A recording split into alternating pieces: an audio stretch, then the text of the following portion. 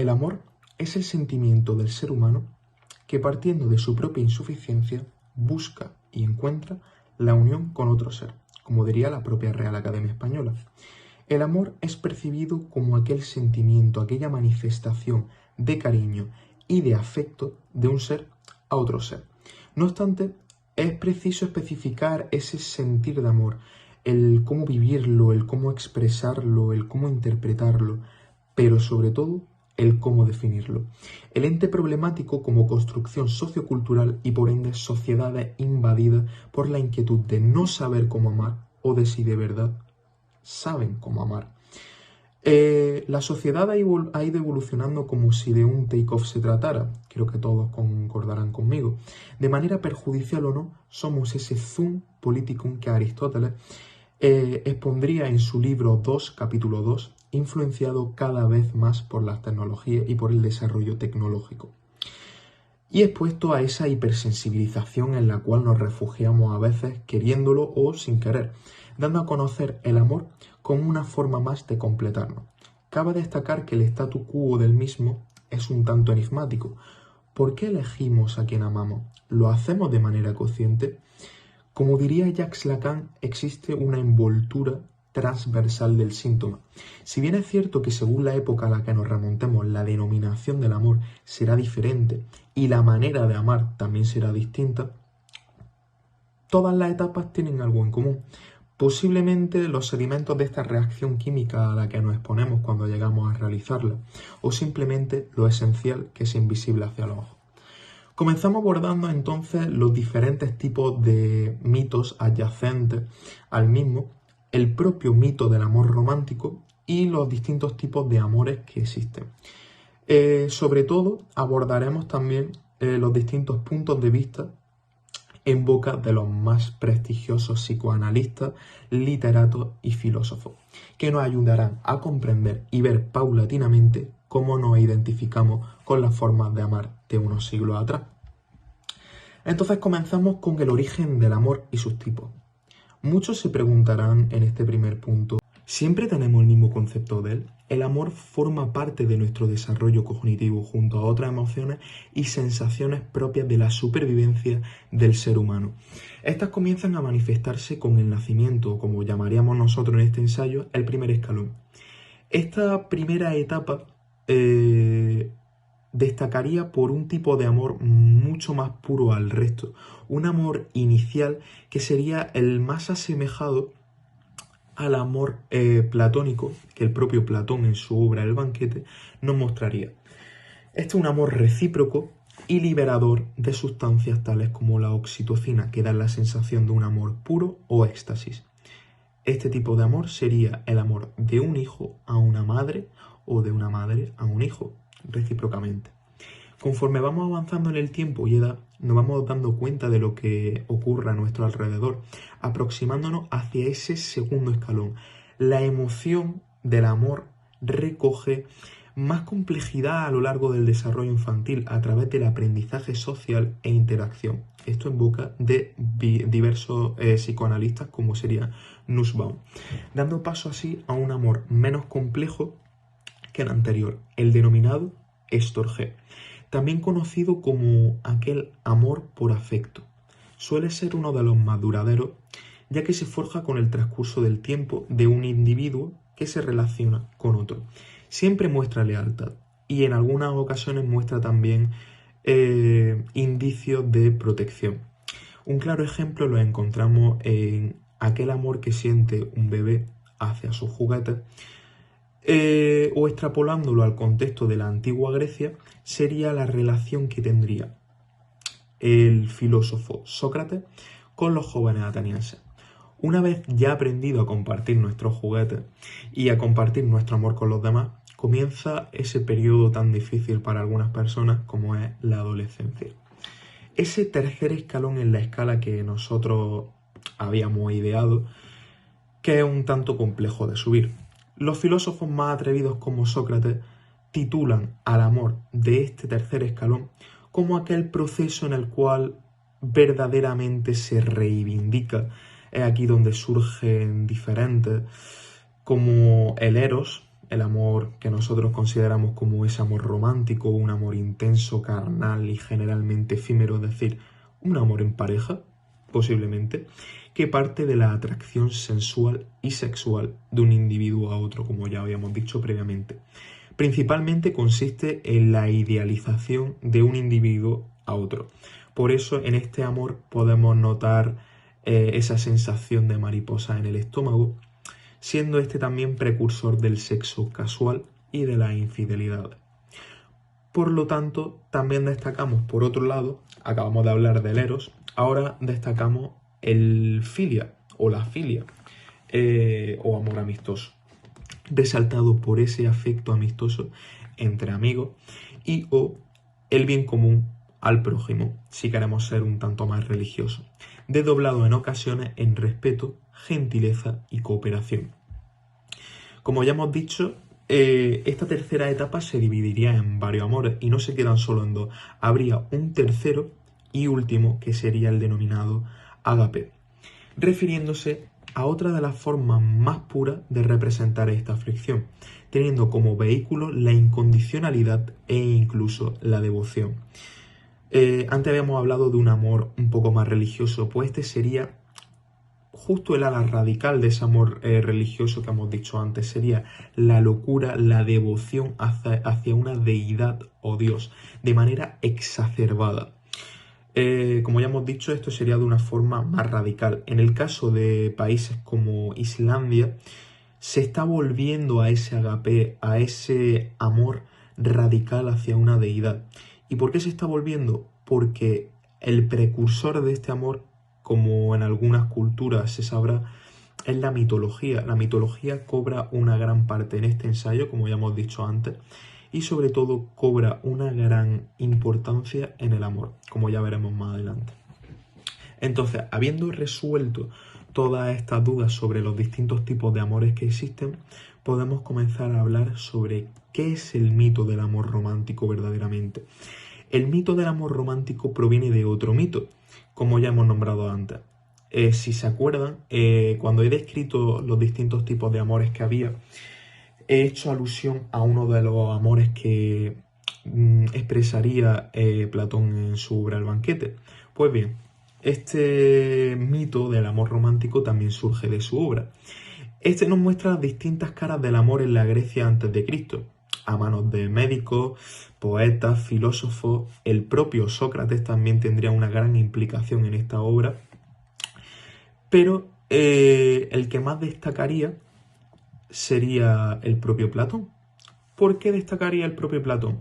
Porque Platón nos escenifica en un tiasos, en lo que sería, como así decirlo, una reunión, con el fin de reubicar la erótica socrática, mostrándonos la práctica y el autoconocimiento en el trastornado mundo educativo de la Atenas del siglo V a.C. Una vez hecha esta breve introducción, damos paso a la explicación de dicha obra. En esta obra, como bien he dicho, de 4 brazos, 4 piernas y una cabeza, pero la cabeza estaría dividida en 2 semblantes, es decir, en 2 partes. Si yo tengo mi cara, mi rostro aquí, también tendría una igual o distinta por la parte de atrás, siendo más ágiles y más listos, es decir, serían, por así decirlo, como seres andróginos. Pero de nuestra propia avaricia parte el deseo de alcanzar el cielo, o como diría el mito del carro alado, ese deseo por alcanzar el amor pleno, el más puro.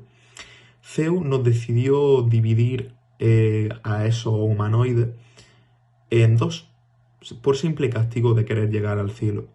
¿Qué pasó? Que esa división de ese ser andrógino, uno de ellos estaría destinado, por así decirlo, a buscar durante toda su vida a la otra parte. Puede que algunos ya lo sepan, o puede que a algunos le empiece a sonar, pero de aquí vienen distintos tipos de mitos también, como el mito de la media naranja. Y es que así, en el libro del banquete, por muchas alusiones que se hagan al amor, siempre va a haber duda en él, y siempre van a surgir o mitos o incógnitas que nos hagan dudar sobre su propio significado, que no es tan ambiguo. Era la misión de Sócrates en este libro, el darnos esa explicación sobre él. Y en otro punto encontramos el encuentro de Diotima. Puede que este sea un pelín menos conocido, pero puede que también haya mitos adyacentes a este. En esta historia se muestra cómo el amor es hijo de la pobreza y de la prudencia a la vez. Sería la celebración del nacimiento de Venus. Poros, el dios de la prudencia y de la abundancia, sería abusado por Penia. ¿Quién sería Penia? Penia era una mendiga que acabaría embarazándose del dios Poros. Esta concebería a el amor. El amor nace del pensamiento de la sociedad, de ser algo rico a pesar de ser de la pobreza, pero siempre en busca de lo bello, lo sofista, el saber, como diría Sócrates en esta obra. De aquí saldría el amor platónico, de estos dos puntos que hemos nombrado. Aquel que el mismo filósofo Alejandro Jodorowsky compartiría con Platón y Sócrates, donde los dos individuos sienten una afección recíproca, donde se busca el conocimiento pleno, la complementariedad pura. Una vez dicho este mito, y habiéndolo explicado más o menos, podemos dar paso a lo que verdaderamente nos interesa de este ensayo, y son los tipos de amantes. Aquí podremos sentirnos identificados con algunos de ellos si sentimos que hemos llegado a amar alguna vez, y las falacias dentro del amor que pueden llegar a existir. Desde los estoicos y su percepción del amor con paciencia, los vitalistas con entusiasmo, hasta los nihilistas en ojos del pesimismo, el amor puede ser apasionado y en otras ocasiones puede llegar a ser doloroso. Todos alguna vez en nuestra vida hemos podido tener esa sensación de que nos han roto el corazón. Definimos entonces el concepto de amante como aquel individuo que siente una intensa atracción emocional y sexual hacia una persona y desea, por así decirlo, compartir su vida con ella, como diría la Real Academia Española también.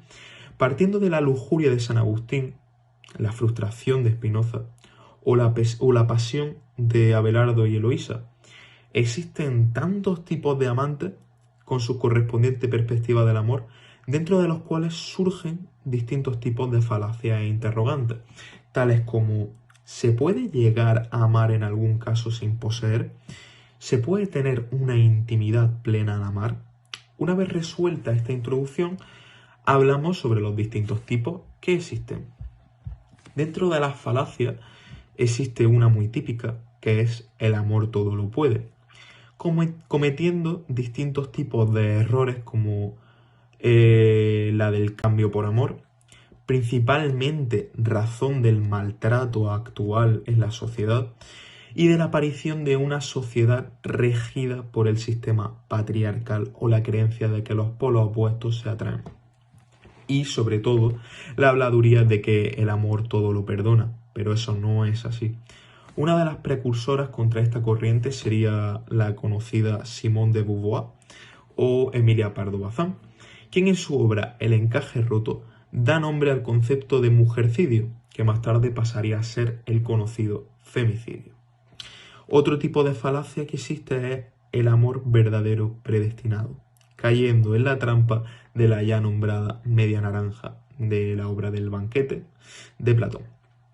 Aparte se cometen bastantes errores clásicos como la creencia del único amor verdadero en toda la vida o la pasión eterna, del cual será precursor el propio pensador prusiano Friedrich Nietzsche, influyente en la filosofía de todo Occidente, de donde hablaremos más tarde. Friedrich Nietzsche y su irracional amor por la conocida escritora Lou Andrea Salomé. Otros tipos de falacias que existen son, sin ser tan conocidas, el amor es lo más importante y requiere total entrega. De aquí partimos de la pregunta ya mencionada antes: ¿se puede llegar a amar sin poseer? Esta no nos la hemos llegado a hacer con mucha frecuencia, pero todos deberíamos de hacérnosla alguna vez en la vida. ¿Por qué? Porque aquí es donde echamos una mirada atrás hacia la relación de dos filósofos, como ya hemos dicho antes, Simone de Beauvoir y Jean-Paul Sartre. Dos filósofos completamente enamorados, complementarios a la idea del amor libre de posesiones, lo que actualmente se llamaría una relación abierta. ¿Pero qué pasaría con esto? Que nos encontraríamos también distintos tipos de posturas. ¿De quién? De personas de una misma corriente que, como ya hemos dicho antes, piensan de manera distinta. Es esto con lo que queremos llegar con el amor. Como personajes como Luis Cernuda o María Zambrano, personas de la misma época y que pensaban similar o igual, en esta incógnita pueden llegar a chocar. O como veremos más adelante, Ortega y Gasset y Miguel de Unamuno. Pero bien, como ya hemos dicho antes, Luis Cernuda y María Zambrano, los dos de la misma corriente, los dos pensaban diferente ante el amor y la posesión de los dos individuos, cometiendo una de las falacias más curiosas, ya que sería uno de los pocos puntos en los que José Ortega y Gasset y Miguel de Unamuno, ya nombrados hace 5 segundos, coincidirían.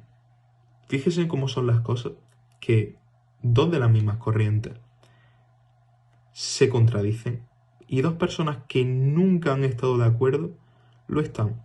¿De dónde viene esto? ¿De dónde parte? Del lirismo. ¿Qué es el lirismo? La intimidad corporal dentro de la escritura, actuando como cuarta dimensión en el individuo e incorpórea, pero sobre todo distintiva del hombre. Es decir, cada intimidad es distinta. ¿De dónde nace esto?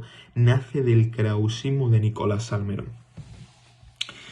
Y por último tenemos otro tipo de falacia, que sería el amor es posesión y exclusividad. ¿A qué queremos llegar con esto?